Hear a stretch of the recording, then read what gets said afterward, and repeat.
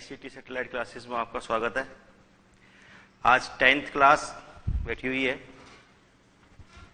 10th class पिछली साल भी पढ़ी हुई है। 9th में आपने ये क्लासेस अटेंड की हैं, आपको बहुत अच्छा लगा और सीखने को भी बहुत कुछ मिला होगा।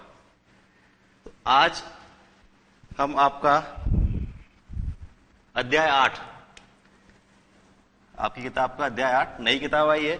ज्यादा अंतर नहीं है, टॉपिक्स वही हैं, थोड़ा आगे पीछे भी कर दिया गया उनको और कुछ नई चीज भी डाली है।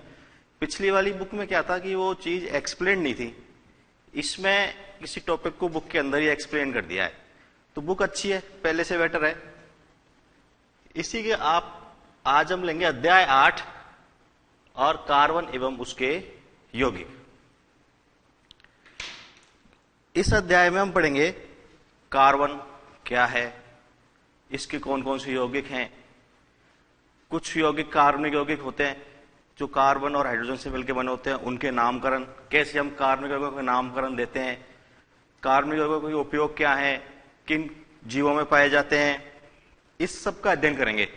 तो इस सब के लिए सबसे पहले मैं शुरुआत करता हूं। देखिए 1815 में एक वैज्ञानिक थे बर्जीलियस, उन्होंने एक धारणा दी, जैव शक्ति सिद्धांत।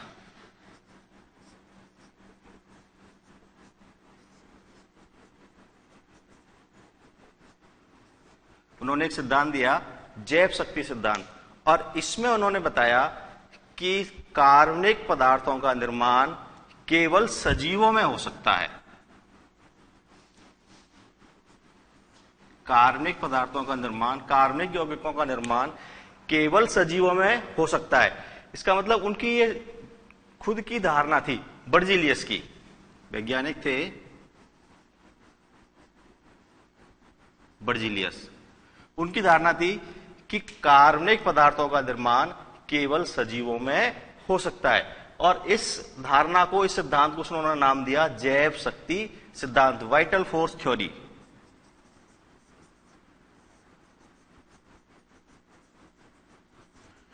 इसको हम इसे भी कह सकते हैं कि सजीवों का निर्माण सजीवों से ही होता है। तो कार्बनिक पदार्थों का निर्माण केवल सजीवों में हो सकता है, और जितने भी सजीव हैं उनमें कार्बनिक पदार्थ बहुतायत मात्रा में होता है। उनके शरीर का निर्माण कार्बनिक पदार्थों की अधिकतम मात्रा से होता है। लेकिन 1828 में एक वैज्ञानिक आए, वोलर।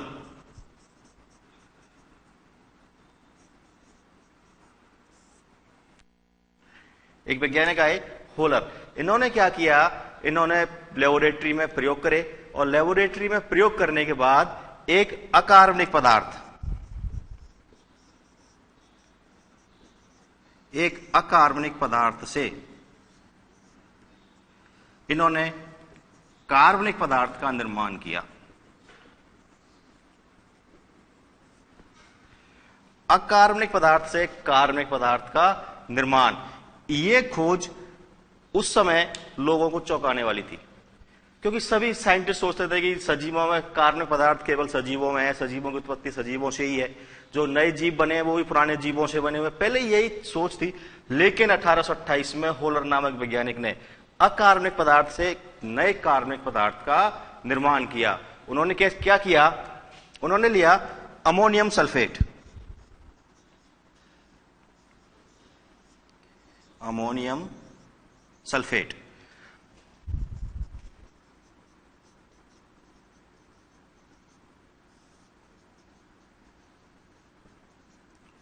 ये एक अकार्बनिक पदार्थ है, और पोटेशियम साइनेट, ये भी एक अकार्बनिक पदार्थ है।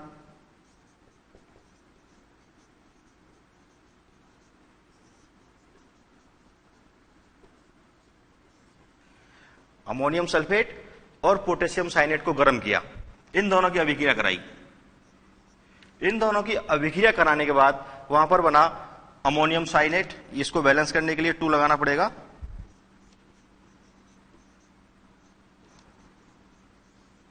अमोनियम साइनेट बना,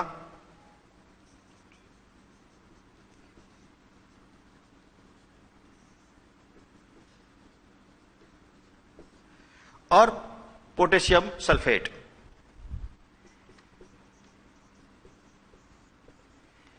इन पदार्थों का निर्माण हुआ। अकार्बनिक पदार्थ, अकार्बनिक पदार्थ, अकार्बनिक पदार्थ और अकार्बनिक पदार्थ। दो अकार्बनिक पदार्थों को लिया तो तीसरा भी अकार्बनिक पदार्थ ही बना। आगे क्या किया, इस अमोनियम साइनेट को दोबारा से गर्म किया।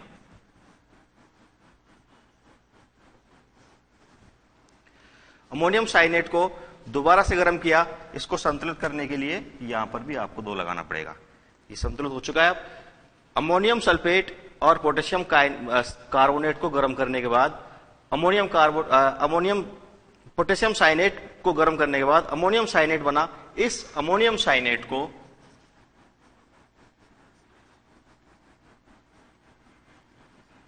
दोबारा से गर्म किया और इसको गर्म करने के बाद बना जिस पदार्थ की उन्हें आसानी थी वो पदार्थ बना यूरिया। अकार्बनिक पदार्थ,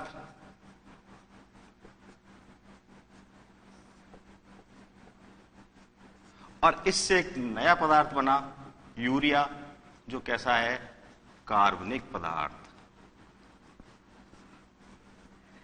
इसका मतलब वोलर ने बर्जीनियस की जो वाइटल फोर्स थ्योरी थी, जैव शक्ति सिद्धांत था, उस जैव शक्ति सिद्धांत का खंडन किया और 2 अकार्बनिक पदार्थों को मिला करके उन्होंने एक नया कार्बनिक पदार्थ बनाया यूरिया, जिससे यह सिद्ध हुआ कि जीवों की उत्पत्ति या जो कार्बनिक पदार्थ हैं वो सिर्फ जीवों में ही नहीं, वो अकार्बनिक पदार्थों से भी बनाए जा सकते हैं।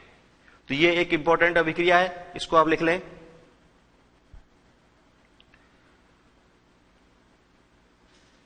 Ammonium sulphate, potassium cyanate, ammonium cyanate और पोटेशियम सल्फेट। फिर अमोनियम साइनेट को गर्म करेंगे तो बनेगा यूरिया, NH2CO NH2।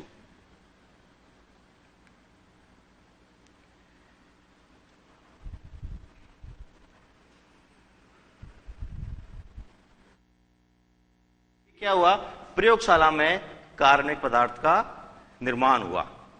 इसके बाद कार्बनिक पदार्थ हमारे दैनिक जीवन में खूब सारे देखते हैं हम हमारे चारों तरफ, जैसे अनाज, पेट्रोल, डीजल, कपड़े, साबुन, तेल, कागज, ये सब क्या है, कार्बनिक पदार्थ। तो इसकी एक पहले की थोड़ा सा आधार था। इसके बाद हम लेते हैं अपना मेन कार्बन।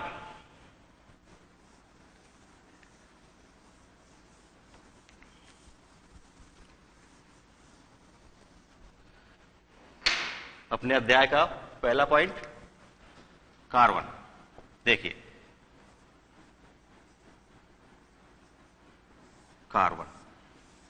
कार्बन आवर्त सारणी के हमारे वैज्ञानिकों ने जितने भी तत्व हैं उन तत्वों को एक आवर्त सारणी में व्यवस्थित किया हुआ है और वहां पर उनको उनके गुणों के आधार पर व्यवस्थित किया हुआ है।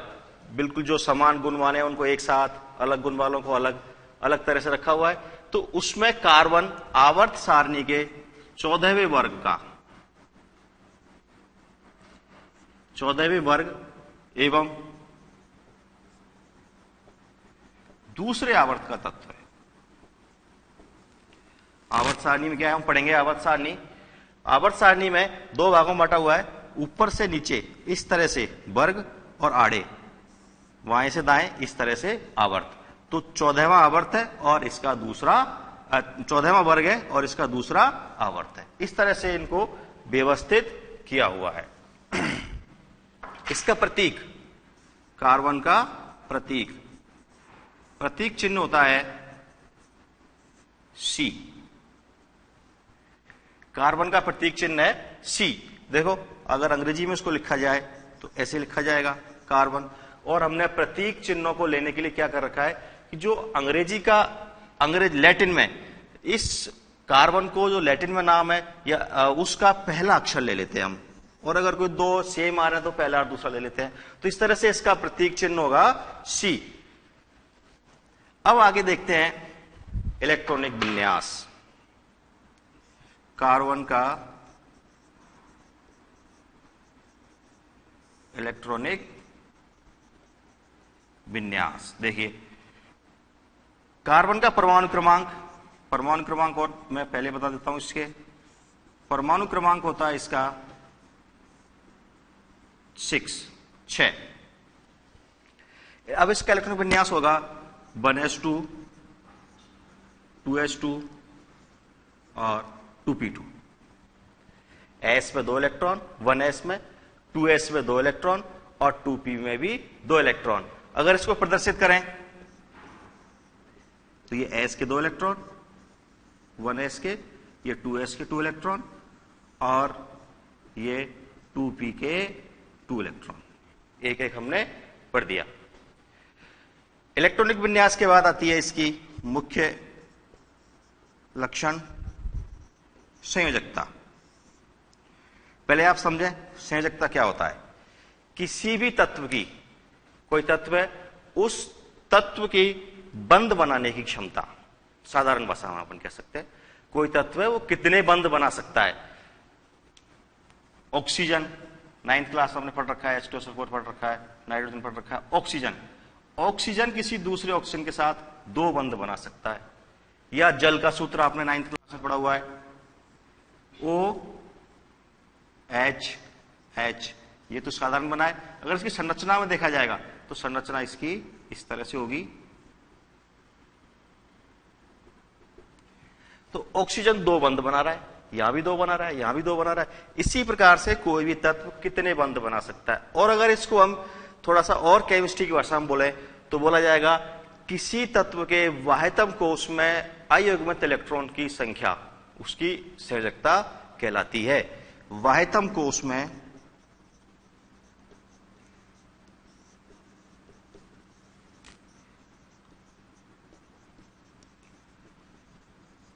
उपस्थित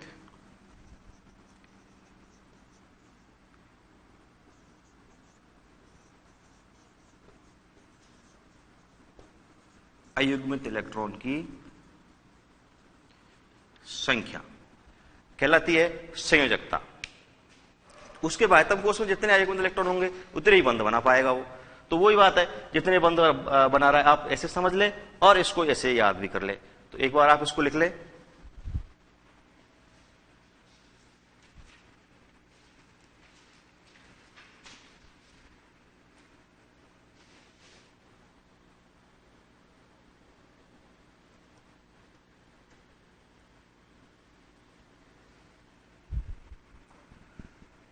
अब देखिए आगे संयोजकता कार्बन की कितनी होगी।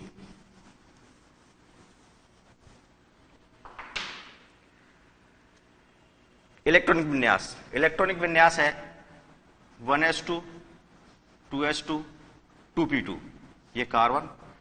अब यहां पर देखो इसका बाह्यतम कोश होगा जो पीछे से लेते हैं और जो सबसे पहले आएगा। तो बाह्यतम कोश है इसका 2, तो ये 2 और ये 2। बाह्यतम कोश 2 है। 2 में देखो इसके कितने इलेक्ट्रॉन है, 2 तो 2s में है और 2 ही 2p में है। लेकिन अब युग्मित समझते हो, अब जोड़ा 2 एक साथ हो। अयुग्मित देखे जाए तो अयुग्मित तो यहां पर 2 ही है। तो इसके आधार पर कितनी संयोजकता होनी चाहिए इसकी, 2 नहीं होगी। देखते हैं कितनी होगी। ये इसकी ग्राउंड स्टेट में, ये इसकी आद्य अवस्था में इलेक्ट्रॉनिक विन्यास है।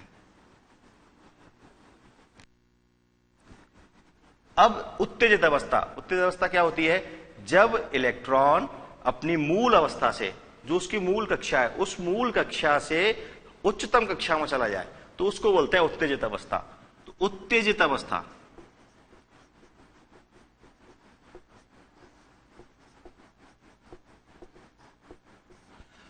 अवस्था में क्या होगा, ये 1s के इलेक्ट्रॉन तो यहीं रहेंगे, 2s के 2 इलेक्ट्रॉन है तो यहां से 1 इलेक्ट्रॉन चला जाएगा 2p में। तो 1s2 2s1 2p3। अब हम इसको बना के देखते हैं एक बार। इसको बनाते हैं पहले। देखिए 1s में 2, 2s में 2 और 2p में 2। अब इसी को उत्तेजित अवस्था में बनाते हैं।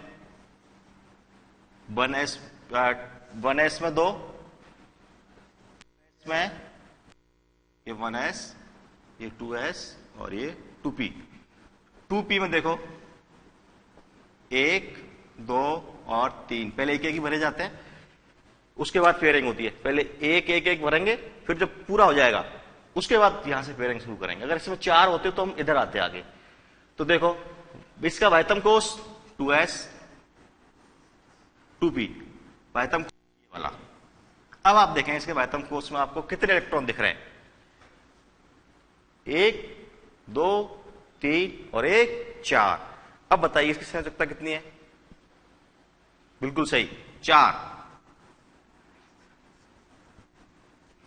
कार्बन की संयोजकता होती है 4। इसका मतलब कार्बन 4 बंध बना सकता है, 4 एकल बंध अगर होंगे तो 4 एकल बंध बना सकता है, और डबल बॉन्ड होंगे तो वो 2 डबल बॉन्ड हो जाएंगे, और 1 ट्रिपल बॉन्ड होगा तो एक बंध हो जाएगा, 1 त्रिबंध और एकल बंध। देखो कैसे कैसे। ये लिया मैंने कार्बन, संयोजकता 4, बाह्यतम कोष में अयुग्मित 4 इलेक्ट्रॉन, एक बंध, दूसरा बंध, तीसरा बंध और ये चौथा बंध। अगर एकल एकल बंध है, एक एक बंध है तो 4 बंध। इससे पहले एक बात बता देता हूं आपको याद रखने के लिए कि बंध बनाने के लिए सहसंयोजक यौगिक है। सहसंयोजक में बंध के प्रकार ही बताऊंगा थोड़ी देर बाद। सहसंयोजक यौगिक में बंध बनाने के लिए न्यूनतम 2 इलेक्ट्रॉन की आवश्यकता होती है।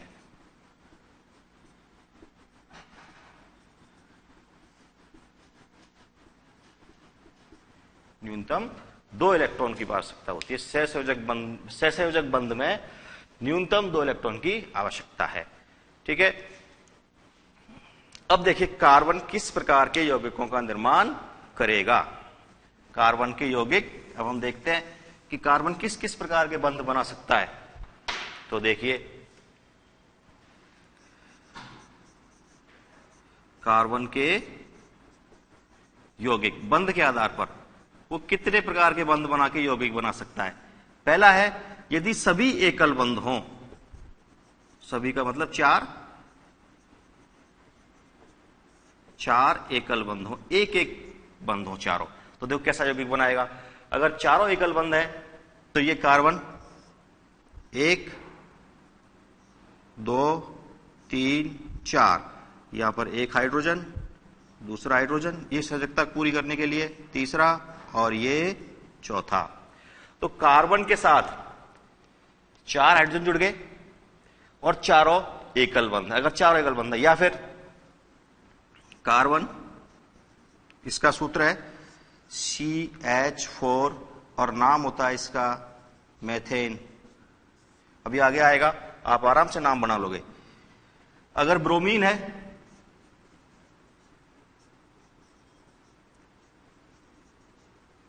चार ब्रोमीन एकल बंध के साथ और एक कार्बन। इस प्रकार से इसका फॉर्मूला है CaBr4 और टेट्रा ब्रोमो मेथेन। हिंदी में लिख देता हूं, टेट्रा ब्रोमो मेथेन। आप इसको लिख लें और एक छोटे से ब्रेक के बाद फिर मिलेंगे।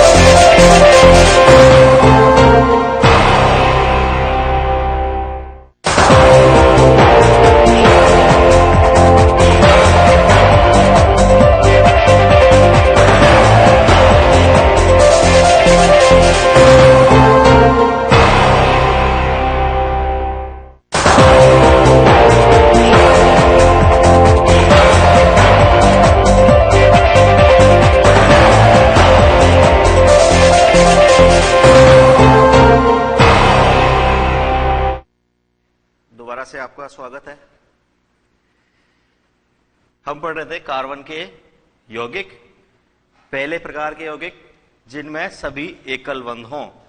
तो कार्बन एक बंध के साथ हाइड्रोजन जुड़ गया, 4 हाइड्रोजन जुड़ गए, 4 संयोजकता होती है इसलिए 4 जुड़ गए, ये CH4, इसका नाम हो गया मेथेन। इसी प्रकार से कार्बन और उसके साथ 4 ब्रोमीन जुड़ गई, तो ये बन गया tetra bromo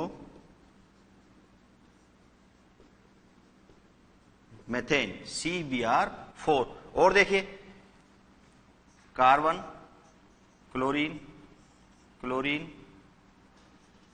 chlorine, chlorine, carbon के साथ 4 क्लोरीन जुड़ गई, CCl4। क्या नाम होगा इसका? देखो यहां ब्रोमो था, यहां पर क्या है? क्लोरीन, तो क्लोरो, नाम वही सेम, टेट्रा ब्रोमो की जगह क्या आ जाएगा? क्लोरो, तो टेट्रा क्लोरो मेथेन।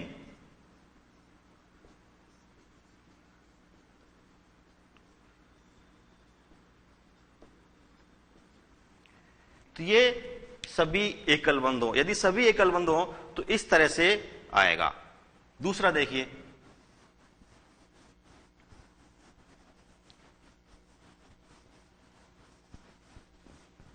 यदि एक तो हो द्विबंध, 4 संयोजकता है, दूसरा क्या हो सकता है? एक द्विबंध। अब एक द्विबंध होगा, द्विबंध से ये कार्बन है और 2 एक साथ जुड़ गए, अब इस C संयोजकता कितनी बची? 2 तो पूरी हो गई, 2 और बची, तो उन 2 के लिए 2 एकल बंध हो, एक द्विबंध और 2 एकल बंध, तो कुल कितनी हो गई? 4। देखिए इसके कैसे यौगिक होंगे? कार्बन, ऑक्सीजन, हाइड्रोजन और हाइड्रोजन। अगर मैं इसको अलग तरीके से लिखूं तो HCHO भी लिखते हैं इसको, इस तरह से बहुत लिखा जाता है, या CH2O ऐसे भी लिखा जाता है। 2 हाइड्रोजन, 1 कार्बन, 2 हाइड्रोजन, तो CH2 या CH2 और O, इस तरह से ये हो गया। इसका नाम है फॉर्मेल्डिहाइड।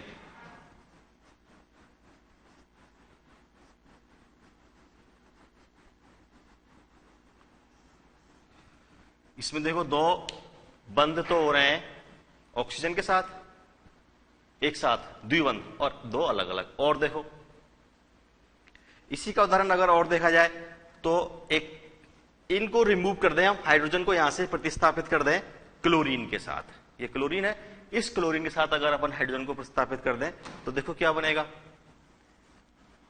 Cl, Cl, CO। वही 2 बंध के साथ ऑक्सीजन, 1 बंध के साथ Cl और 1 बंध के साथ Cl, इसका नाम होता है फॉस्जीन, CCl2O, ऐसे लिख सकते हैं CCl2O। फॉस्जीन गैस है, ये विषैली गैस होती है। तो जब 2 द्विबंध हो और 1 एकल बंध हो तो इस तरह का यौगिक बन सकते हैं। अगला क्या हो सकता है? देखो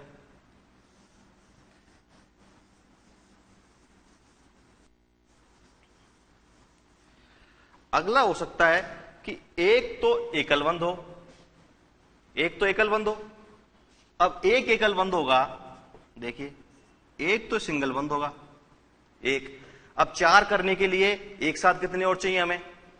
3, तो एक त्रिबंध हो, इसको बोलते हैं त्रिबंध। एक तो त्रिबंध हो और एक एकल बंध हो, तो देखो एक त्रिबंध तथा एक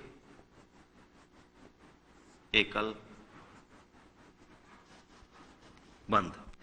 देखिए उदाहरण, यहां पर नाइट्रोजन और यहां पर हाइड्रोजन, क्या है ये? HCN,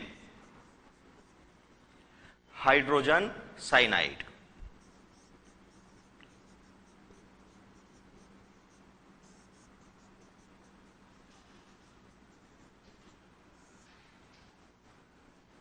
इसमें भी और उदाहरण, वो ये हाइड्रोजन को प्रतिस्थापित कर दो क्लोरीन से, ब्रोमीन से, तो क्लोरोसाइनाइड, ब्रोमोसाइनाइड, अलग अलग तरह के बन सकते हैं, अपने लिए एक ही काफी है।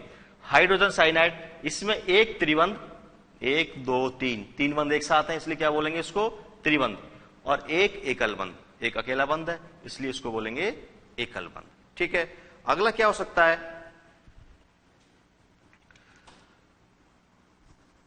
दो द्विबंध हों या द्विबंध, दो द्विबंध एक साथ हों या द्विसंयोजी परमाणु जुड़े हुए हो।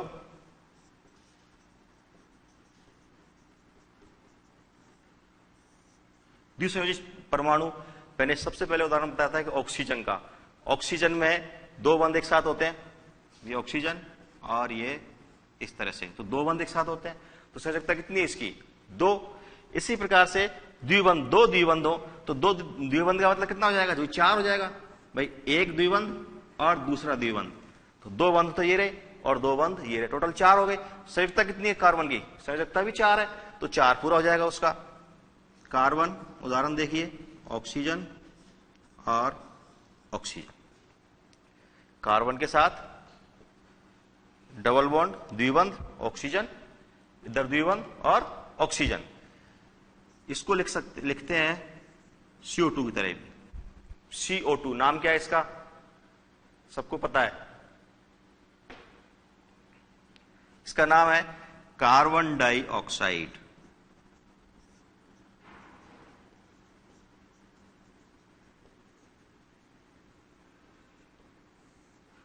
Carbon dioxide. और क्या हो सकता है, दूसरा उदाहरण इसको देखो, कार्बन, सल्फर और सल्फर,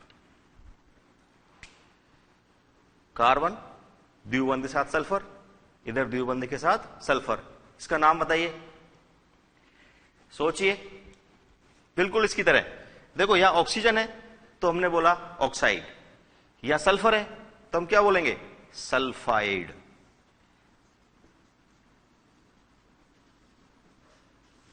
कार्बन, कार्बन तो है ही, सल्फाइड कितने हैं, 2, तो 2 को बोलते हैं डाई, तो कार्बन डाई सल्फाइड लिख लें एक बार।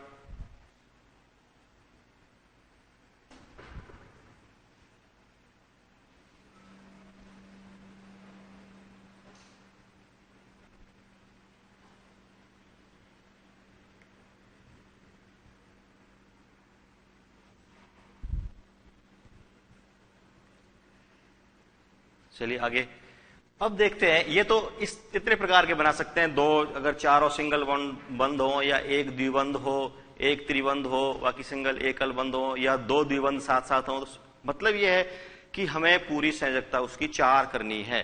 कार्बन है और इसकी संयोजकता को हमने पूरा 4 करना है, एक एक बंध से भी हो सकती है, एक साथ दो बंध भी हो सकते हैं, एक साथ 3 बंध भी हो सकते हैं, दो द्विबंध एक अलग अलग ऐसे भी हो सकते हैं, दो द्विबंध भी हो सकते हैं, टोटल 4 हो गई, हमें 4 करना है। इसके बाद आती है ज्यामिति, जो कार्बन के यौगिक हैं उनकी ज्यामिति किस प्रकार से होगी, वो संरचना किस प्रकार की बनाएंगे। देखिए, जो कार्बन होते हैं, कार्बन के यौगिक मुख्यतः चतुष्फलकीय होते हैं। कार्बन की जो ज्यामिति है वो है चतुष्फलकीय। कार्बन चतुष्फलकीय मतलब उसमें 4 त्रिकोणीय फलक होंगे। ये कार्बन है और एक मैं इसको डॉट से बना लेता हूं, यहां हमने कार्बन C लिख दिया, यहां सिर्फ डॉट बनाया, तो चतुष्फलक कैसे होगा, देखो एक लाइन ये ऊपर, एक यहां और एक यहां। इसी प्रकार से डॉट वाले को बनाता हूं मैं, ये ऊपर, यहां, समझना इसको ध्यान से, इस तरह से। अब देखिए इसमें 4 फलक बनेंगे, इसको मैंने यहां से ऐसे मिलाया, इसको ऐसे मिलाया और इसको ऐसे मिलाया और इसको ऐसे मिला दिया। इसमें 4 त्रिकोणीय फलक दिख रहे हैं आपको, 2 3, यहां थोड़ा सा क्लियर नहीं हो रहा होगा, बीच में C आ गया, इस डॉट वाले से देखिए, इससे बिल्कुल क्लियर दिख जाएगा आपको। ये मान लो कार्बन है, 1 इस तरह से बनाया मैंने, एक ऐसे और ये बनाया, इसको इससे मिलाया, इसको इससे मिलाया, इसको इससे मिलाया और इसको इससे मिलाया। अब देखिए आपको यहां पर 4 त्रिकोणीय फलक दिख गए, एक त्रिकोण, दूसरा त्रिभुज, तीसरा त्रिभुज और ये चौथा त्रिभुज। तो ये है चतुष्फलकीय संरचना। तो कार्बन की संरचना ऐसे है, कार्बन की जैसे CH4 मीथेन, अभी एक फर्स्ट में आया था नाम मेथेन। देखिए इसकी संरचना चतुष्फलक रूप में कैसे होगी, कार्बन, एक हाइड्रोजन, दूसरा हाइड्रोजन, तीसरा हाइड्रोजन और चौथा हाइड्रोजन। अब आप सोच रहे होंगे ये इस तरह से व्यवस्थित क्यों होता है? तो इसका कारण है कि यहां पर ये बंद होते हैं इलेक्ट्रॉन्स के द्वारा, इलेक्ट्रॉन इलेक्ट्रॉन इलेक्ट्रॉन इलेक्ट्रॉन, और दो पास पास के बंधों में इलेक्ट्रॉन है, तो इनके बीच प्रतिकर्षण होगा, इलेक्ट्रॉन पर आवेश नेगेटिव होता है, और जब दो समान आवेश पास पास होते हैं तो उनके बिटवीन क्या होगा, प्रतिकर्षित। यहां भी प्रतिकर्षण, यहां भी प्रतिकर्षण, यहां भी प्रतिकर्षण। तो ये चारों बंध जो इनके बंध युग्म इलेक्ट्रॉन है, बंध युग्म इलेक्ट्रॉनों को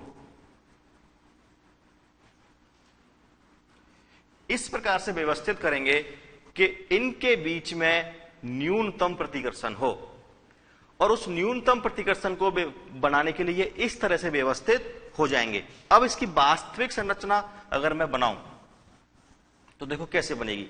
ये तो हमें एक ही प्लेन में बनाइए, इसलिए ऐसा लग रहा है कि सारा एक साथ ही है क्या। तो देखो कैसे होता है, ये एक हाइड्रोजन है, मान लो ये कार्बन है, और ये एक हाइड्रोजन है। ये दोनों तो एक ही तल में है, जैसे तल है एक्स वाई यहां पर, तो ये दोनों तो एक ही तल में है। अगला देखिए, एक H और ऐसे बनाते हैं इसको,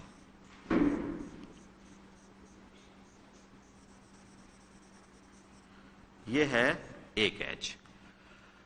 तो देखिए ये जो मैंने डॉट डॉट से बनाया है, ये तो मेरे से दूर, मुझसे दर्शक से दूर, मतलब इस कागज के अंदर हम इसको मान सकते हैं। एक ऐसे हो गया, ये देखिए ये एक ऐसे हो गया, ये हो गया।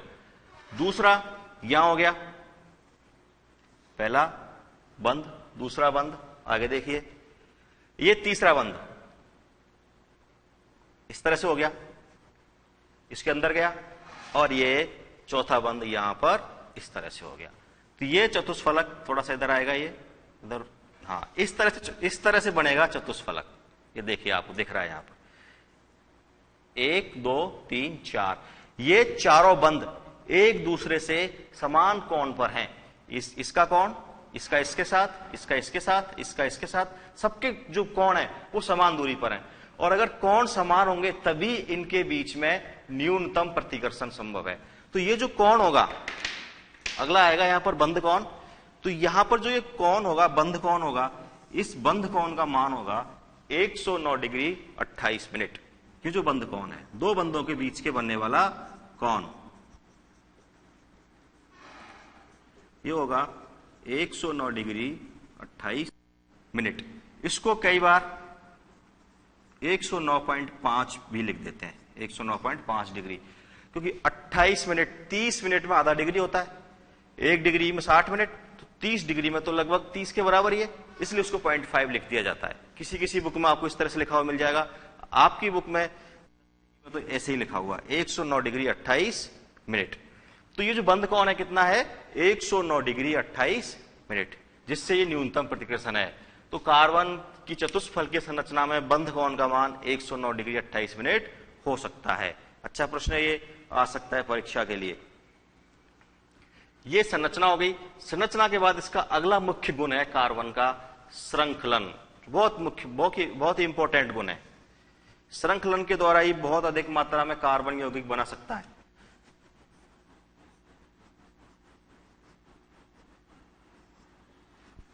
आपको नाम से पता लग रहा होगा, श्रृंखलन, श्रृंखला बनाना, चेन बनाना,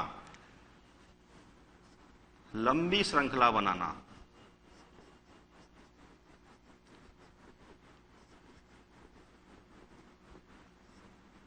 देखो कार्बन की संयोजकता 4 है और इस 4 संयोजकता के साथ कार्बन लंबी श्रृंखला में यौगिक बना सकता है। यही कार्बन का श्रृंखलन का गुण है। देखो श्रृंखला भी कैसी हो सकती है, सीधी श्रृंखला हो सकती है।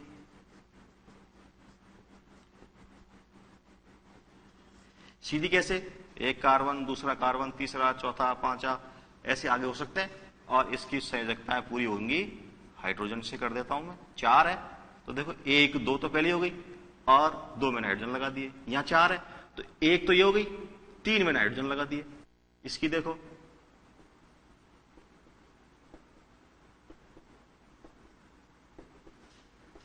और ये आगे चलती जाए ऐसे ही। ये होती है सीधी श्रृंखला, सीधी एक साथ चल रही है। दूसरी बना सकता है ये शाखित श्रृंखला।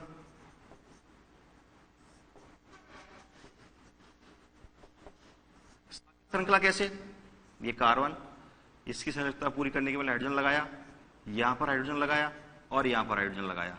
कार्बन, इससे फिर कोई कार्बन जुड़ जाए, इधर कोई कार्बन जुड़ जाए, इधर कोई कार्बन जुड़ जाए।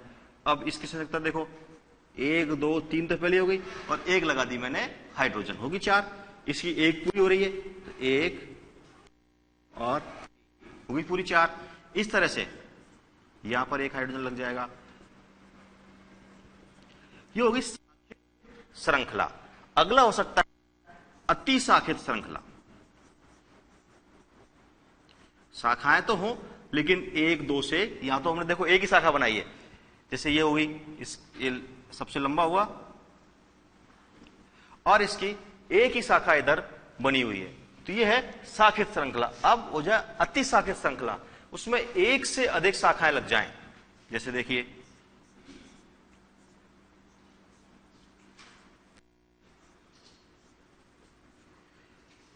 अभी मैं पूरी कर रहा हूं संयोजकताएं, हाइड्रोजन हाइड्रोजन हाइड्रोजन, सबको पता लग रहा है। यहां पर 1 तो पहले से ही है और 3 और लग गई। तो इस प्रकार से अति शाखित श्रृंखला, यहां पर भी श्रृंखला लग रही है, यहां भी लग रही है और एक श्रृंखला यहां लग जाए, तो ये होता है अति शाखित श्रृंखला। ये होता है कार्बन का श्रृंखलन का गुण। आज के लिए इतना ही, बाकी अगली क्लास में इसको कंटिन्यू करेंगे। धन्यवाद।